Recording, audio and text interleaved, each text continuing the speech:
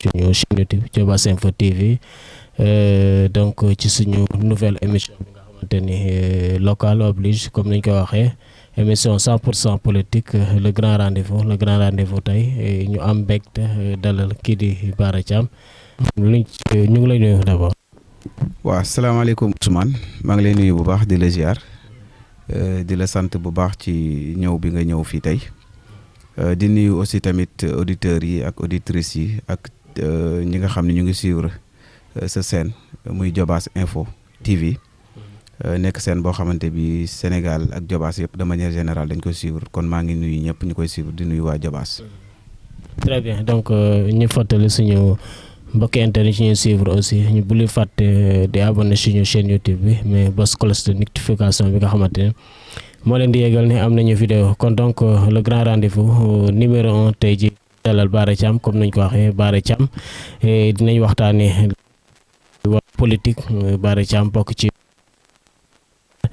bi nga xamante ni moom mooy investir kii di Pape Mamour Thiaw tête de liste majoritaire ci élection locale yi ñu jëm di 2022. waaw jërëjëf Ousmane loolu dinañu sawar bu baax wax ci ndaxte wax ci aussi tamit dafa jot ndax wax nga ko ci sa biir wax ñun lépp loo xamante bi moom moo ñu ñor moom mooy Diobass depuis aussi tamit ñuy def politique circonstance bu ñëw rek dañuy xool lan moo ci nekk intérêt population yi ak lan moo ci jaadu pour population yi ñu def loolu sànq ci sa biir wax nga ni coalition ànd dekkal yaakaar waaye il faut ñu def ci benn rectification bala ñu gën a xuus ci biir débat bi tey liste bi nga xam ni moom la ñuy demee ci élection municipale 23 janvier 2022 yii di ñëw ci liste bi ma bokk liste su MPR la donc ci njalbeen ga bëggoon nañoo demee coalition bi ba tuddee woon ko ànd dekkal yaakaar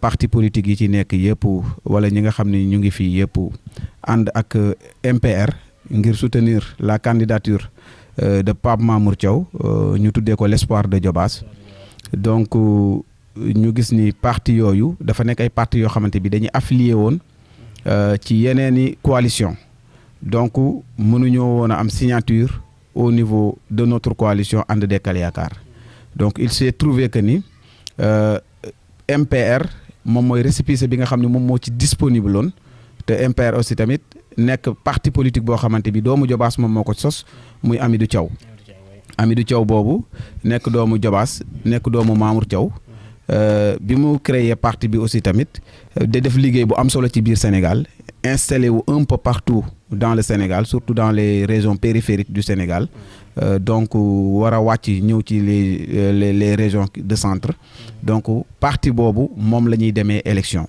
donc élection bi au lieu de ànd dekkal yaakaar demeewuñu coalition ànd demal yaakaar mais liste MPR la ñuy demee ci élection yi. donc mën nañu wax ni maanaam coalition bi tur bi moom moo changé au niveau ci administrativement donc MPR au lieu de coalition MPR mais ci ginnaaw am na la demee.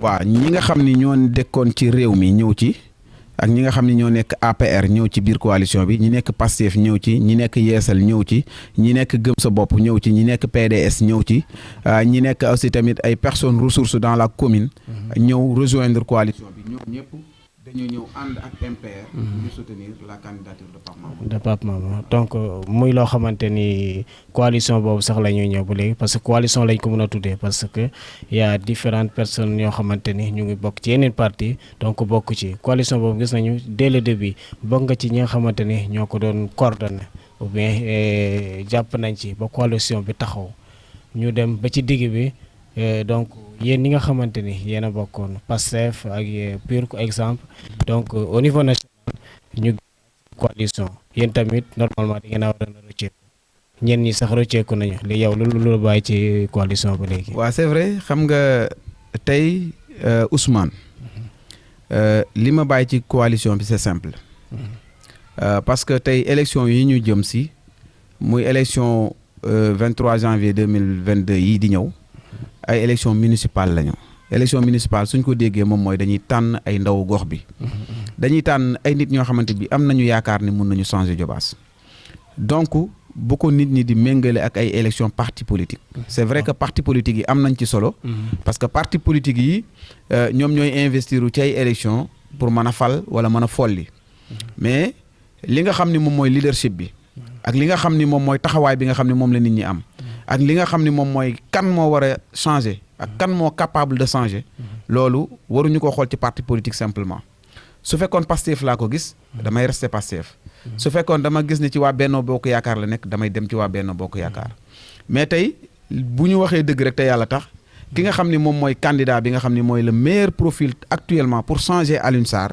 c'est Pape Mamour Thiaw li tax ma koy wax nag du ma ko wax rek yam ci ay wax rek jàll. Pourquoi Ousmane Diobass waa yëpp xam nañu Pape Mamour Thiaw depuis 2014 mu nekk dans la commune benn politicien gënu ko am constance dans la commune ci wàllu présence ci wàllu social ci wàllu finance ci côté santé ci wàllu domaine éducation soutenir les étudiants ci domaine yu bari lu ci mel ni soutien bi nga xam ne mu ngi koy def ci aux étudiants koo xamante bi ci 4 ans chaque année nga dépenser 6 millions de francs CFA pour loger les étudiants 6 millions de francs CFA pendant 4 ans Pape Mamour dépassé na ko pour loger les étudiants yooyu nga xam ne tey jii ñu ngi à Dakar nga xam ne seen waajur yi nekk fii ci suuf nekk fii ci biir Diobass ñoom seen logement ñoom la warloo woon nga xam ni ñu ci bëri seen loxo jotul seen ginnaaw am nañu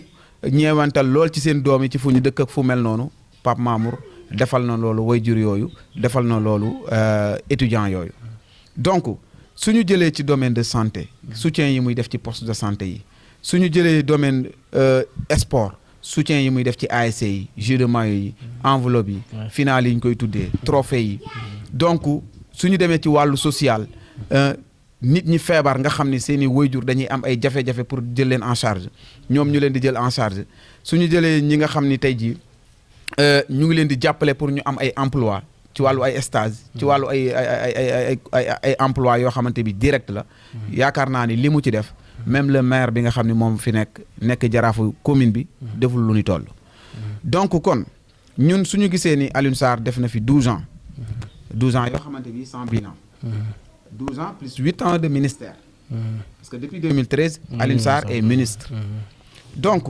gox yu bari dañuy xëccoo am un maire ministre ñun Diobass ñu am un maire ministre boo xamante bi mënaluñu dara dama koy faral di wax nit ñi di ree ma ni leen Alioune Sarr se grossit et la population de Diobass se maigrit c'est ça la réalité parce que suñu xoolee Alioune Sarr en 2009 bi nga xam ne moom lay jël commune bi soo xoolee ci yenn panel yu bari nit ñi ñu ngi jël ay photom 2009 di ko méngale ak ay photo tayam ku ko gis xam ni defar na boppam tabarkalla macha allah ñi nga xam ni ñoom la àndal defaru nañu tabarkalla macha allah mais commune bi lan moo fi changé donc c'est rien du tout. voilà xam naa balaa ñuy gën a xuus foofu dañuy ñëw rek ci coalition yi ba léegi yow tamit gis nañu ni yow nee nga ne Pape Mamour mooy profil bu baax est-ce que sa àndandoo ñi nga xamante ne ñoom ñoo nekk ci coalition bi la xam nga leen ne kii di mooy profil bu baax ou bien est-ce que yow pourquoi waxoo leen ni nañ topp ci ginnaaw Pape Mamour bu fekkee ni changement la ñu bañ. Ousmane man ku ma xam ni sama dëgg moom du ma ko amul fu ma koy kii aw ma ci parparloo su desee lu dul wax dëgg dama koy wax ak lu ma ci mënti fekk samay position aussi tamit ñàkkuma courage ba samay position du ma ko défendre ñi nga xam ni ñoom laa nekkaloon muy waa coalition yeewi xamatuma nuñ tudd sax nan lañ tudd yeewi askan bi yow mi waa Sonko yi dinañ nekk kii de yeewi askan bi non parce que lu tax xamatuma nu ñu tudd dama d'accordul ak ñoom ci lu bari surtout ici dans la commune à Notto Diobass. mais seen coalition boobu est-ce que ça c'est pas trop tard bi ngeen ko créer parce que fi mu ne gars yi nu ngi ci terrain bi. voilà mais xam nga coalition boobu bëgguma di ci wax lu bari moo mel ni ñoom ñooy suñuy cible vraiment duñu suñuy cible parce que ki nga xam ni moom la ñu jiital niñ ko jiitalee ñun xam nañ ko Marie Yvonne mi seen tête de liste Marie Yvonne Diobass waaye choisiruñ ko. kan moo ko choisir. li ko choisir mooy pôle de leader. de la coalition ñoom ñoo ko choisir. parce que bi ñu toogee au niveau national foofu lañ ko choisir. mais pourquoi ñu leen choisir au niveau national au niveau local xanaa kay yéen war ngeen a mën a waxtaan ba juboo ci benn candidature bu ngeen avant ngeen koy yóbbu au niveau national. waaw xam nga loolu moom moo waroon li waroon a nekk. parce que suñu demee ci ay élections jongante bi dafa waroon a commencer ci biir coalition bi d'abord ñu xool kan moo ëpp majorité ci biir coalition bi ñu jiital ko d'abord foofu la waroon a commencer mais ñoom dañ ni su fekkee consensus amul nañ leen defal PV envoyé leen ñoom ñu tranché te yaakaar naa nag askan boo xamante bii dëkkuloo fa bokkuloo fa xamuloo seen i réalité nga bëgg leen a choisiral un candidat loolu yaakaar naa képp koo xamante bii responsable nga danga ko war a bañ. mais est-ce que loolu aussi de fragiliser coalition bi. non non dama ni képp ku xam war nga xam ni coalition Yewwi Askan bi mënta nekk solution pour le Diobass mënta nekk solution coalition Yewwi Askan bi ki fa waroon a mën a nekk candidat boo xamante bi baax na. muy le doyen Ablaye Faye. boo xamante bi def nañu le tout. liggéey ci lu bare pour mu nekk candidat ñu koy nuyu au passage di nuyu aussi tamit notre frère Moustapha Mbaye de PUR vraiment ñu nekk ay nit ñoo xamante bi am nañu ak ñun ay rapports yu proches vraiment ñu rafetlu seen taxawaay ak seen i doxalin mais bi ñu nekkee ci biir coalition Yewwi Askan bi pour choisir candidat consensus bi dëgër mënuñu am candidat ci consensus Marie Yvonne bi nga xam ne moom la ñu choisir tey Marie Yvonne nanguwul woon consensus nanguwul woon consensus fenn la tegoon kàddoom fenn la tegoon kàddoom moom dafa mel ni dafa am lu mu tegoon ci kaw xam ni ci kaw dinañ ko jox dëgg suñu waxee ci ay consensus lu mu doon wax candidat yi leen la voilà nañu bàyyi affaire yi rek dossier bi dem ci kaw mais ñun Diobass su fekkee mënuñu waxtaan ci suñu biir juboo ñuy yaakaar dossier bu dem ci kaw par ay nit jàppale la pour nga mën a nekk candidat loolu moom mooy yow xam nga ni wóolu woo sa bopp ci biir Diobass mais yéen leader yi nga xamante ni ñoo fa nekk juboo ñu ba tax ñu yóbbu ko ci kaw ba pare ñu toppaat aussi di àndaat est-ce que ànd boobu am nga yaakaar ne ànd bu fair lay doon ànd boobu ànd bu sérieux amu fa ànd bu sérieux amu fa ndaxte ña fa ànd ñi ci bekk ci biir majorité bi Marie Yvonne convaincre leen loolu moom mooy dëgg moom mooy la réalité xam nañu Marie Yvonne n'a pas les épaules pour mën a jël Diobass teg ko ci kawam. est-ce que loolu moo la tax nga génn. loolu moom moo tax bokk na ci li tax ma génn parce que li tax ma génn ay éléments la am na ci yoo xamante bi mënu ma ko wax sax ci antenne en direct parce que dafay mel ni leneen la mais pour wax la dëgg rek moom mooy ñi ànd ak Marie Yvonne majeure partie bi 90% ñi ànd ak moom gëmuñu ko.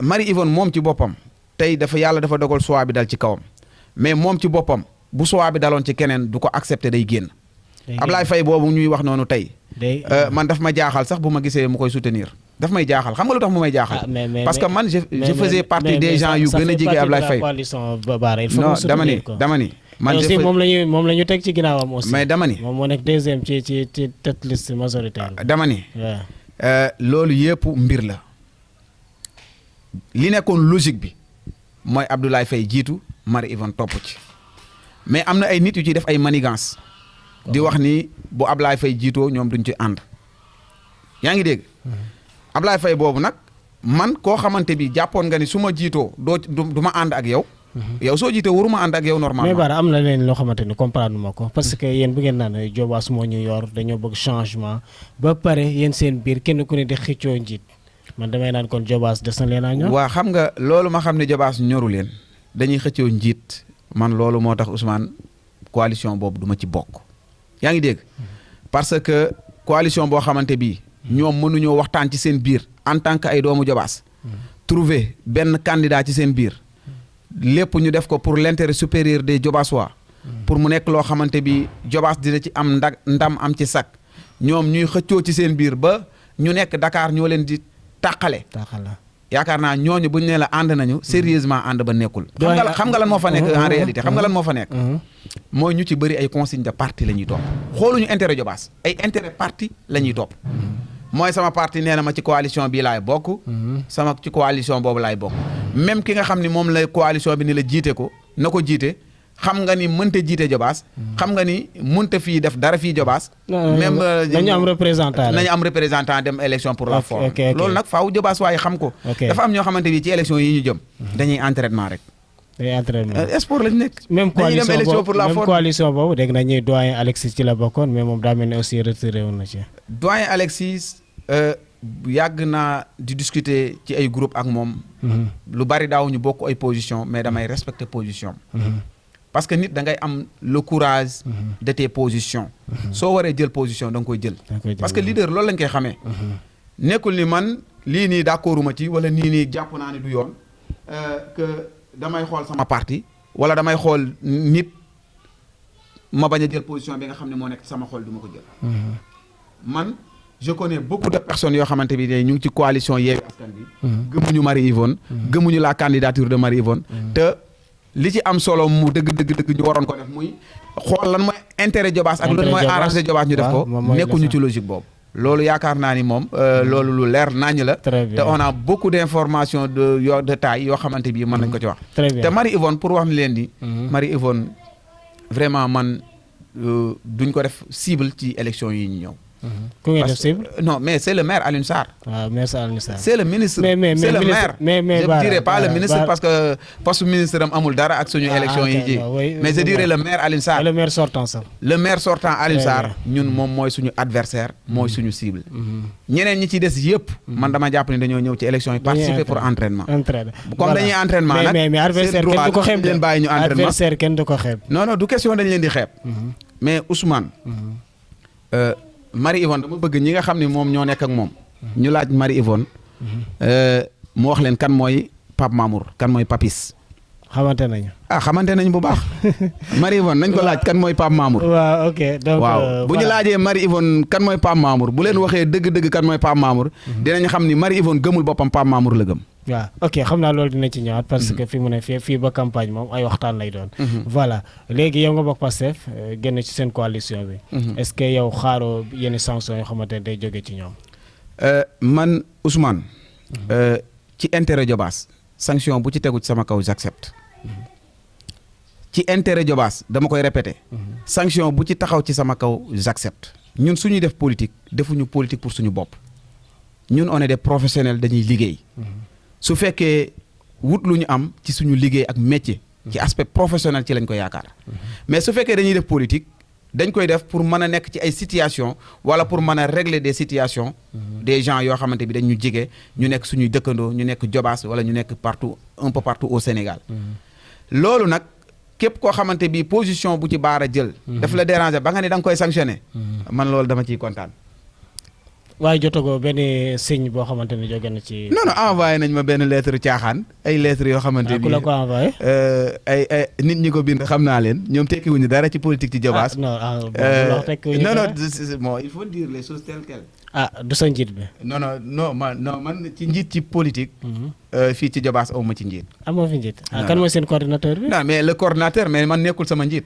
pourquoi nekkul sama njiit loolu non baara nag da ngay nangu ñu jiite. non xam nga lan moo tax nekkul sama njiit. waaw pourquoi. parce que ci biir Pastef Pastef soo xoolee ci biir développement am ci biir Sénégal gis ngeen ci commune yëpp le développement est accéléré. la massification presque dafa accéléré wu. waaw mais yéen ban activité ngeen gis Pastef def ko dans la commune de Noto. loolu ci yéen la. yéen lañ ko war a laaj kay ci kooku nga tuddee njiit bi kooku la. mais moom bu deful wala bu waxul tamit yéen nekk ci ginnaawam. non ñun lépp loo xamante bi war nañu ci parti bi ci taxawaay dañ koy def mais nit su fekkee ay nit dañ la jiital pour nga mën a boot ñëpp. pour nga mën a mobiliser les gens. si tu es capable de le faire. moom mooy foofu lu fa briser yow la. parce que wolof yi dañuy wax ne tegale. su jógee te daanuwul ba jiitu moo jub. waaye su jógee àggagul fu sori sax daanu c'est-à-dire que bi nga xam ne moo nekk ci suuf jiitu. léegi Moustapha kan moo ko jiital. non xam nga loolu c'est une longue histoire. c'est une longue histoire. Moustapha niñ ko jiitalee. bañ ko jiitalee loolu yëpp. y a beaucoup de choses yoo xamante bi tey. bëgguma wax ci réunion ci émission bi tey. mais peut-être un jour viendra dinañu am. occasion mën a wax ci loolu. mais pour wax la ci gàttal. Moustapha il a passé plus de 60 ans hors de Diobass. loolu rek doy na comme message ñu xam ne kii mënta jiite waa Diobass. moom est-ce que kii na changé na lieu de vote. wala ci élection yi la ñëwoon di changer lieu de vote. ci bi révision bi passé. koo xamante bi dem nga ba jël retraite. wax dëgg yàlla. nga nekk ba ay élection locale ñëw nga bëgg foo noflaayoo ñu xañ la ko fi mu ne nii jàpp naa ne est-ce que dina investir ci élection yi. jàpp ma ko. parce que voilà bari na yoo xamante bi daal lees mënta wax la. voilà mais en tout cas man li ma jàpp moom mooy. ñu mel noonu ñun Diobass du ñu seetaan ñu mel noonu di fi jiite. coalition ànd Dekkal Yaakaar Pape Mamour ngeen jiite ko. la liste MPR. la liste MPR voilà. waaw MPR ah. kon mais coalition ànd Dekkal Yaakaar. non la liste MPR noonu lañ tudd. la liste MPR kon dañ koy bu ci am Amidou Bo. voilà Amidou kooku ci élection yi ñu jëm. c'est Pape Mamour qui est le coordinateur communal de MPR. C'est lui aussi la tête de liste de la coalition bi nga xam ne nit ñi yeneen parti yëpp ñu ngi ci ànd ak MPR. Donc Amidou boobu dinañu am occasion wax ci moom. Diobass waay xam kan mooy Amidou.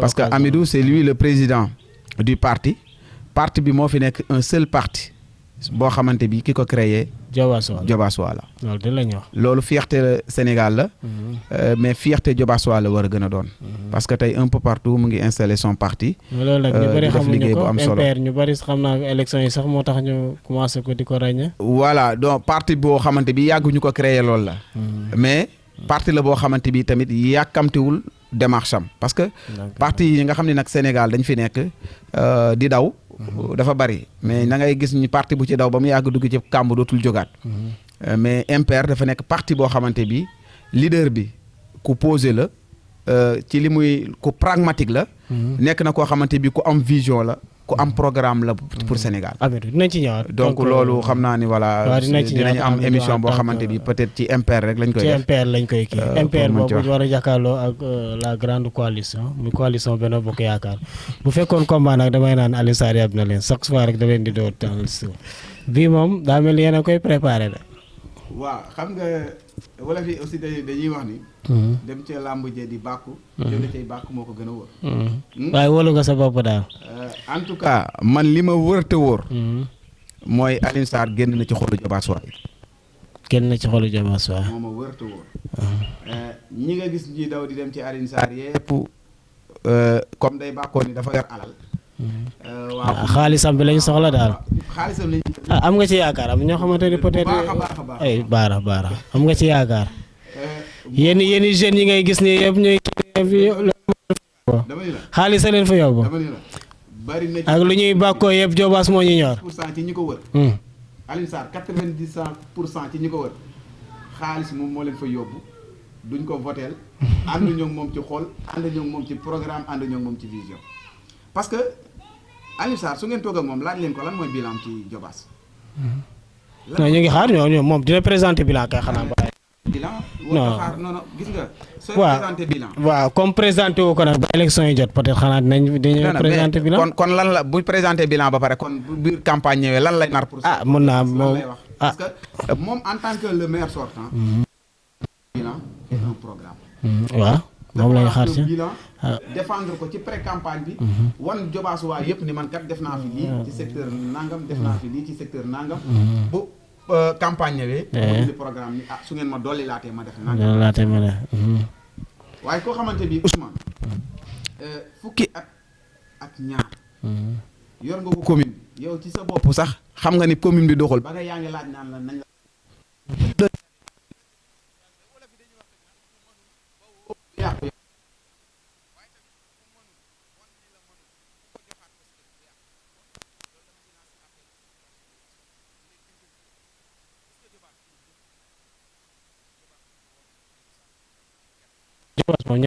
ñëpp ko bokk li nga xam ne loolu lañ soxla ci pour Diobass moom mooy nit ku baax ku généreux nit koo xamante bi nit ku bëgg Diobass la nit koo xamante bi pare na pour jël ay moyens financé ko ci li nga xam ne mooy priorité Diobass yi Alioune Sarr fépp foo dégg nga ni mu ngi fay def xaalis xamante du priorité Diobass priorité Diobass éducation la école primaire yi ñu ngi fii école élémentaire yi CM yi ñu ngi fii ci biir commune bi boo ci dem mu ngi nekk en situation de délabrement avancé yaa ngi dégg nga dugg ci poste de santé yi am na ci poste de santé yoo xamante bi ventilo sax amu fa soo demee poste de santé yi lu mel ni zone Kisane ventilo sax amu fa nga dem ci yenn poste de santé yi nga war a accompagner ICP bi fa nekk wala war a accompagner yenn sage-femme yi ci yenn maternité yi ci seen wàllu liggéey nga xam ne foofu Diobass waay chaque jour foofu la ñuy xëy di dem di fa am ay soxla defuloo ko enseignement bi jàppaloo ci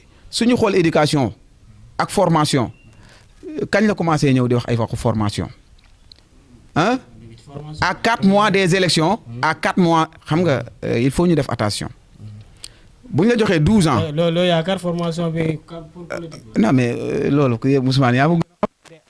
parce que jeunes yi nee nañ li nañ ko bëgg. man jeunes yi dama leen di encouragé ñoom ñëpp ñu dem. waaw fii dëkk la boo xamante ni parents amuñu ay moyens pour jox formation doom yi. képp koo xamante ni daf lay jox formation. surtout ku ci mel ni Alioune Sarr fu ngeen ko dégloo dem leen jël xam-xam ba fa nekk. loolu moom mooy dëgg. parce que alalu askan wi la yore war koo delloo ci askan wi. loolu amul lu ñu koy remercier. mais bul ni politique la. xam nga lan moo tax mu nekk politique. lu tax mu nekk politique. Alioune Sarr chaque jour dafa jàppee Jobaas yi comme benn ginaar yoo xamante ni moom ngay yar. da leen di xiifal ba ñu xiif. mu bàyyi ba soxla leen. jël pepp sànni ñoom ñëpp ñu daw njëkkante. voilà mu attrapé leen jàpp leen. ni wala keneen nga yaakaar ni loolu. soo xoolee bu yàgg ci ginnaaw. bu yàgg ci ginnaaw. accessibilité pour gis Alioune Sarr.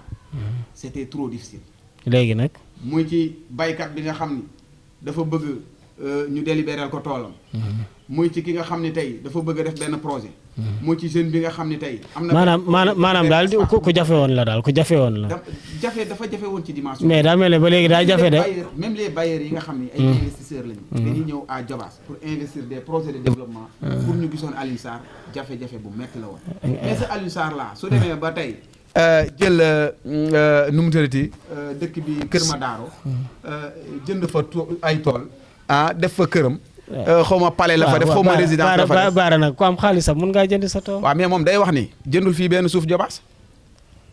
loolu moo ko wax. waaw yàgg na ko wax mu koy dégg. nee na képp koo xamante bi xam na benn kilomètre carré boo xamante bi jënd na ko Jobaas na ko wax. wala benn mètre carré boo xamante bi jënd na ko biir Jobaas na ko wax. fii nii ci ginnaaw am na fi ay tool. foo xamante bi jeunes yi nooto yi ñoo fa waroon a def fii nii ci ginnaaw suñu ginnaaw am na fi ay hectares yoo xamante bi fii ci ginnaaw. loolu ñun au temps bi ñuy nekk président association des jeunes. doléance la woon pour la jeunesse de Noto parce que dañoo gis ni Noto dëkk la boo xamante bi dafay màgg. nit ñi ñu ngi daw di ñëw. dëkkee pay màgg dëkkee. donc ñun jeunesse bi nga xam ne ñun ñoo ko dëkkee. suñu maam yi occupé woon suuf si. tey suñuy papa ñëw occupé dëkk bi. ñun aussi tamit bëgg nañ fa am ay parcelles. man fa dëkk comme ni fa keneen ma bëgg a dëkkee. biñ ko waxee projet boobu ci ay waxam nag. dafa loo ko wax lu rafet da koy saluer waaw loolu koy baax na mais diw defal lii diw defal nangam. jox ay nit. jox leen ay responsabilité ni leen jeunes yi doléance bii ñu jox am na solo dox leen ko. ñun ñu nekk ci di dox ak borom tool yooyu pour mën leen a convaincre ñu jël suuf soosu mettre ko à la disposition de la mairie pour ñu mën koo morceler ay parcelles à usage d'habitation. moom mu jaaree fa jël ci borom tool yooyu jënd suuf soosu. très bien. loolu lan moo ko gën a doy waar. loolu am na fii ci biir Noto. fii ci biir Noto. fii nii ci biir Noto. kon de du jàkkaarloog population bi leen naan fii suuf la. fii Noto moom mosu ta jox respect Noto. Alioune Sarr gisoo ko benn manifestation wala benn cérémonie officielle bu muy organiser durant mu nekk fi laa wax ni. fii musoo koo gis Noto en tant que chef-lieu musoo koo gis Alioune Sarr ñëw def benn manifestation. kenn musu koo gis. waaw loolu xam naa peut-être saa ñu amee occasion jàkkaarloo moom dinañ ko laaj. laaj leen ko li tax Noto en tant que chef-lieu su amee ministre buy ñëw DG buy ñëw wala moom mu am benn manifestation wala benn activité bu muy organiser da ko defee Noto voilà donc ñu ngi signé nouvelle émission donc le grand rendez-vous les locales obligent local 2022 donc jàppee ko ni ba incha allah ba 23 janvier 2022 que ce soit commune Tassette ou bien la commune de Noto Diobass ñu am mbégte dalal kii di Bara Tall di jeune Diobassois dëkk Noto ñëpp xam ko donc surtout ci parti Pastef Bara daa mel na élection ren ni lu commencé nii xaalis bi wari dina fi tuuru. man de en tout cas lépp lu may wax moom mooy fu ñuy def xaalis su nekk ci intérêt Diobass. mais est-ce que Bara gëmati na nit yi xaalis mën leen a jënd. ak parti bu mu mënti doon. ak parti bu mu mënti ki doon nga nekk au pouvoir nga nekk à l'opposition. ak ku mu mënti ki doon. xaalis mënatu la jënd kenn. mais nag nit ñi léegi yeewu nañu yeewu boo xamante bi képp ku leen jox seen xaalis dinañ ko jël. ku leen jox xaalis dinañ ko jël mais nit ñi jël sa xaalis ça ne veut pas dire que ni. nañ la wooteel ànd ak yow. bari na ay nit ñoo xamante bi nit ñu ngi ànd ak ñoom sax te gëmuñu leen. gëmuñu leen par ay circonstances ñooy tax ñuy ànd ak ñoom. ñuy ànd ak moom. mais fii dinaa la wax benn affaire Ousmane. muy lan. Pape Mamour Thiaw. c'est lui la solution. mooy solution bi. yow moom nga gis. xam nga tey. nañu bàyyi gis nga parfois nañuy changer tuuti ni ñuy changer. ñuy def changement pour changer. mais bu ñuy def changement nañu xool ki nga xam ne moom moo mën a apporter Diobass apporter quelque chose. ñu jox ko ko. ñu jox ko Diobass. très bien. Diobass bu ñu jël politique bi di ko jox ay affaire ethnie bu ñu jël politique bi. di ko day ay affaire ay religion ay wala intérêt général la war a mën a doon.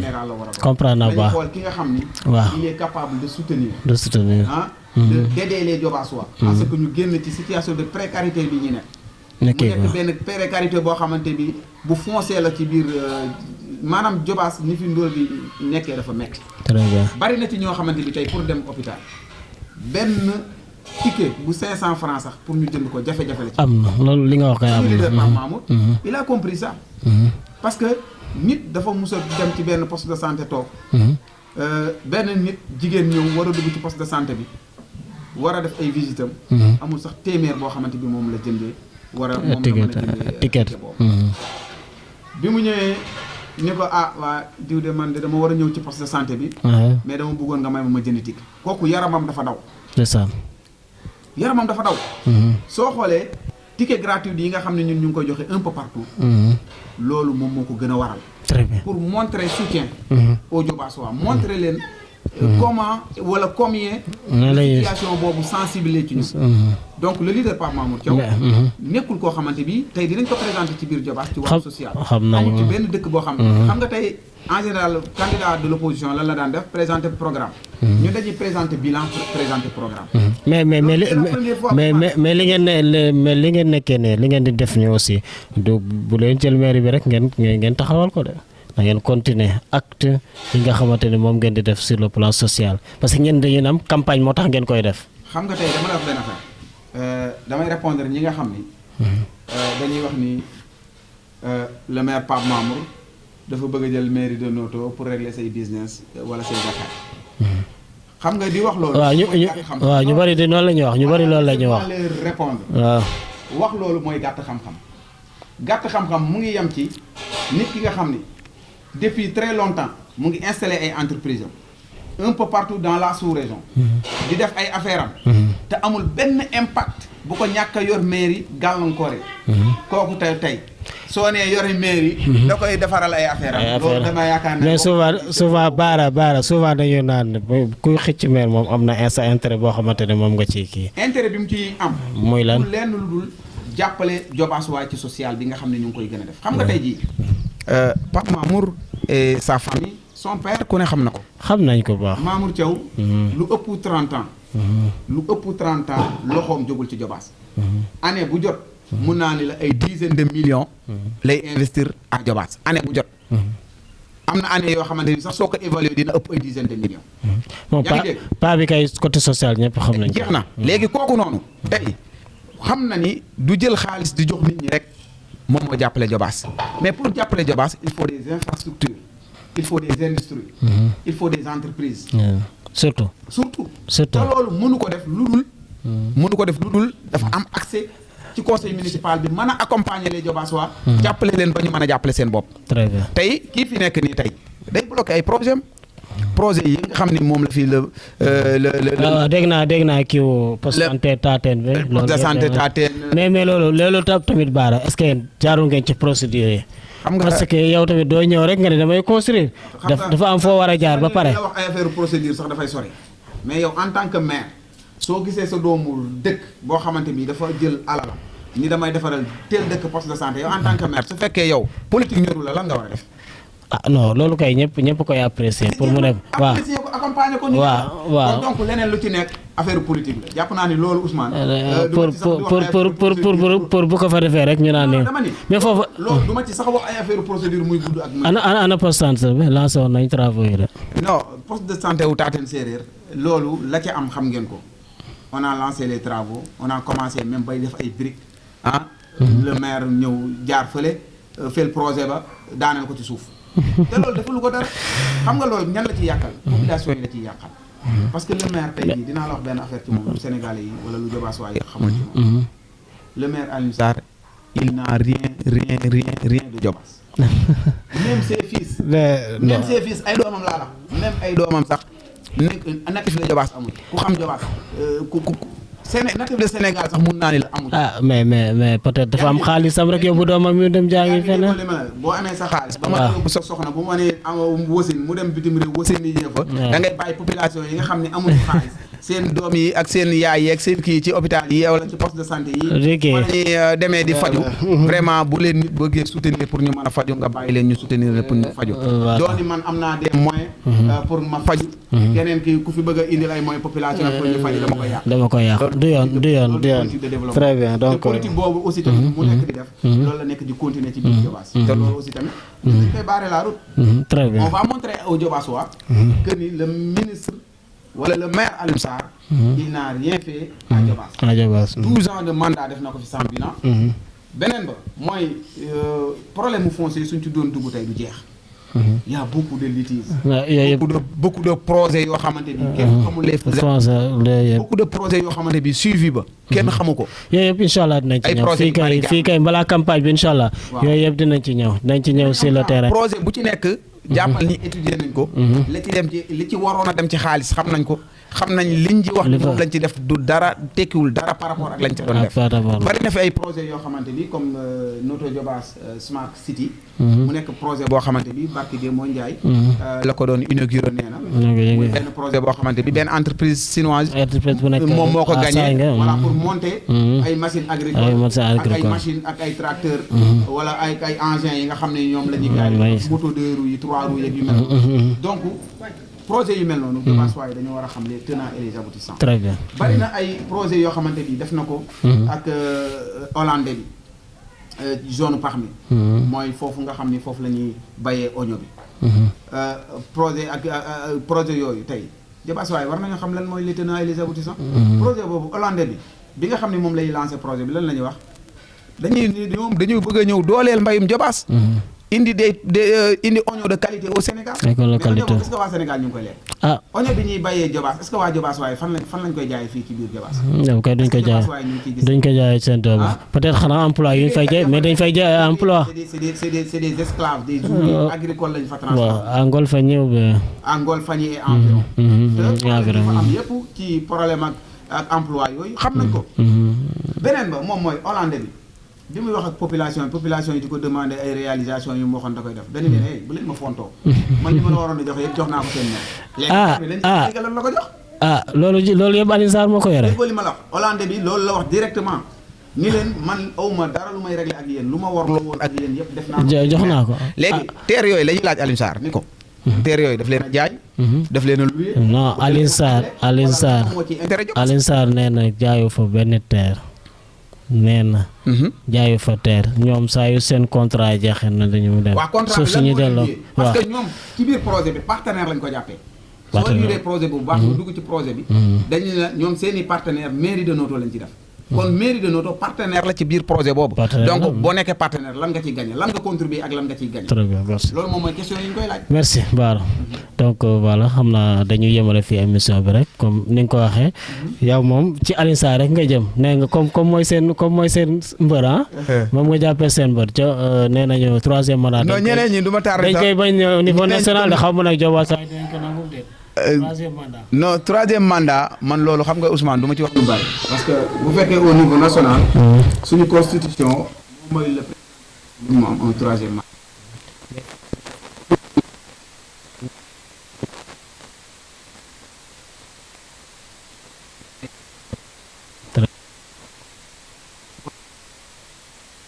nekk di wax naan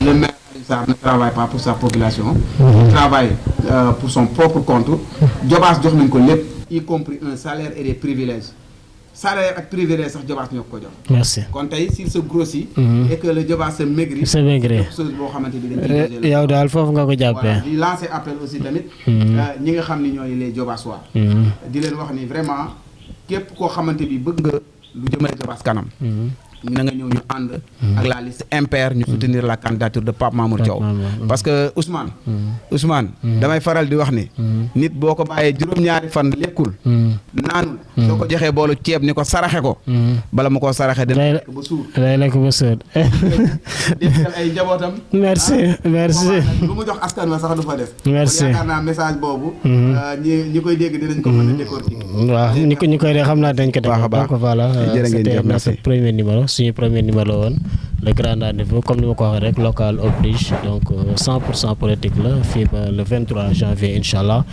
ànd ci ak victoire bi ak ku mu mënti doon rek donc c'est le Diobass qui gagne et c'est le Diobass qui gagnera l'essentiel rek ñun ñëpp nañu jël intérêt Diobass jiital ko surtout ñun jeunes yi li may wax bu ñu jël suñu intérêt personnel mais nañ jël intérêt Diobass di ko jiital donc loolu la Bara Thiam la ñu dalawante nekk benn jeune politicien gañ ko xam ci parti PASTEF mu yëngatu aussi ci mu nekk ci liste MPR majoritaire ou proportionnel majoritaire peut-être ñu ngi ñaanal aussi bonne chance bu ngeen gagné rek nga doon suñu conseil boo xamante ni dañu xel di kaasal. waaw macha allah. ok merci beaucoup donc voilà donc ñu leen jox rendez-vous rek incha allah benn yoon mais bu leen fàtte abonné suñu chaîne YouTube bi fàtte aussi cloche de notification bi nga xamante ni moom moo lay yeggal ni am nañu vidéo donc ñu leen jox ndaje beneen numéro ci le grand rendez-vous.